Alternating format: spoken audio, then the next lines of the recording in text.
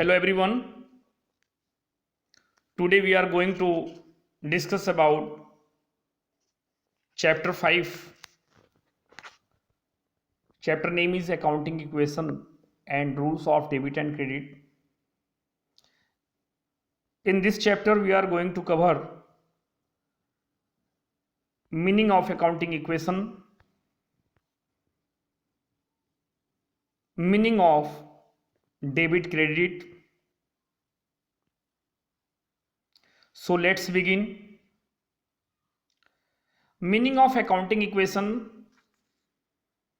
Accounting equation is based on dual aspect concept of accounting. Accordingly, the assets of a business are always equal to total of its liabilities and capital.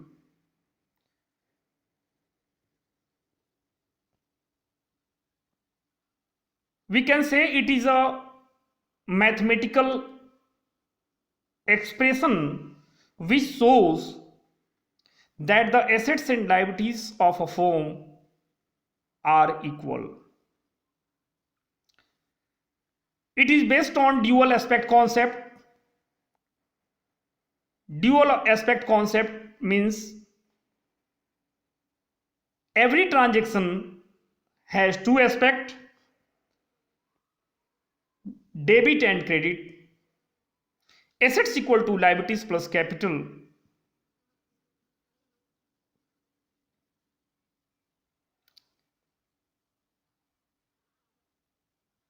This relationship is known as accounting equation or balance sheet.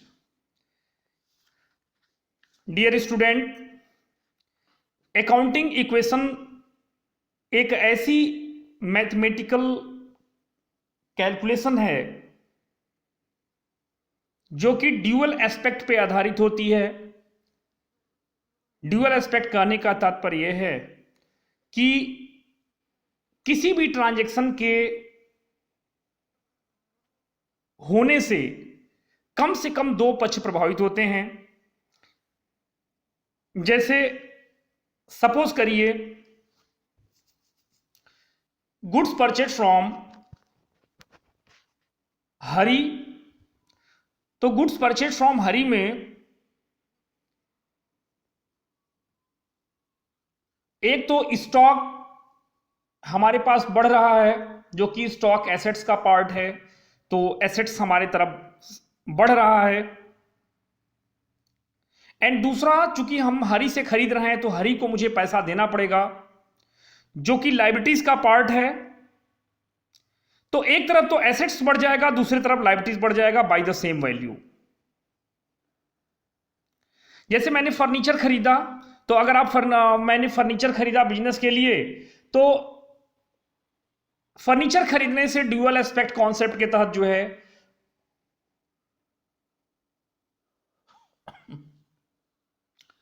Business में furniture की value बढ़ रही है, मतलब assets बढ़ रहा है, तो फर्नीचर में इस वैल्यू को प्लस कर देंगे और फर्नीचर खरीदने से कैश जा रहा है इसलिए कैश में से उसको माइनस कर देंगे।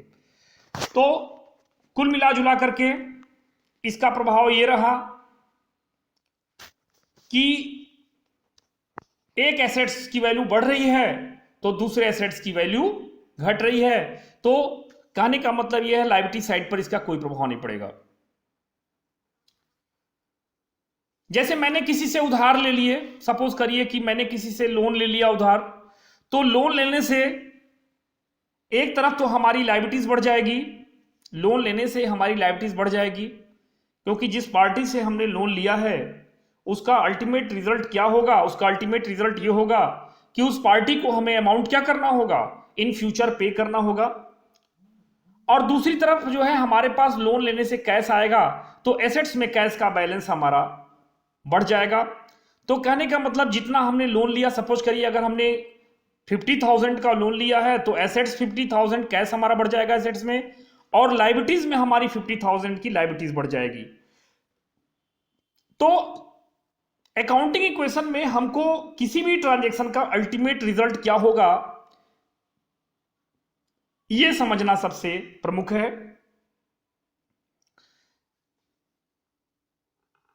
एक मेन कॉन्सेप्ट और आपको ध्यान में रखना होगा अकाउंटिंग इक्वेशन में, कि जैसे कोई प्रॉफिट या लॉस हो रही हो, सपोज करिए कि 3,000 का सामान 5,000 में बेचा, तो कोई भी प्रॉफिट या लॉस से संबंधित अगर कोई ट्रांजैक्शन है जिसमें प्रॉफिट या लॉस हो रहा है खरीदने या बेचने से, तो प्रॉफिट या लॉस की जो अमाउंट होगी उसको हम कैपिटल में कंसीडर करेंगे। कहने का मतलब अगर 3,000 का सामान अगर हम 5,000 में बेचते हैं तो जो 2,000 का मुनाफा है वो कैपिटल में प्लस कर देंगे, 3,000 जो है एसेट्स में स्टॉक में से माइनस कर देंगे और 5,000 कैश में दिखा देंगे। तो अल्टीमेट इसका रिजल्ट क्या होगा कि both sides will be equal. Accounting equations के क्वेश्चंस को लगाते समय हमको ईच एंड एवरी स्टेप पे इस बात को ध्यान में रखना होगा कि each and every steps are finding equal amount.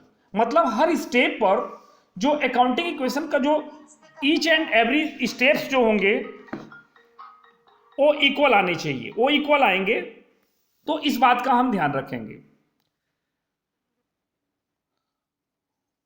So